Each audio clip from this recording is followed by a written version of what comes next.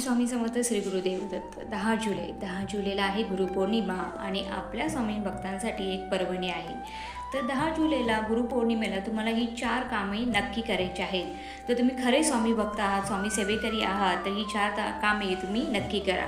तर ती कोणती कामे आहेत ते ज्याच्याने स्वामींचा आशीर्वाद आपल्याला भेटेल आणि आपल्या घरात सुख शांती समृद्धी नांदेल. तर चला बघूया ती 4 कामे कोणती आहेत. सगळ्यात पहिलं महत्त्वाचं काम म्हणजे सकाळी लवकर उठायचं आहे.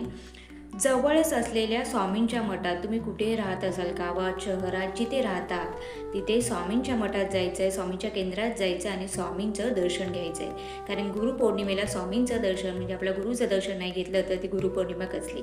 दुसरी गोष्ट म्हणजे तुम्हाला बसता उठता जिथे कधी जेवढं जमेल, 1 माळ 2 माळ 100 माळ जेवढं जमेल तेवढं तुम्हाला ओम श्री स्वामी समर्थाय नमः, ओम श्री स्वामी समर्थाय नमः या मंत्राचं पठण करायचं आहे. तिसरी गोष्ट, ज्या दिवशी तुम्हाला जेवढं जमेल तेवढं अन्नदान करा, वस्त्रदान करा, जी काही गोष्ट आहे ज्याचे तुम्ही दान करू शकता ती दान करा, गरजू व्यक्तींना मदत करा, खूप बेनिफिट भेटेल.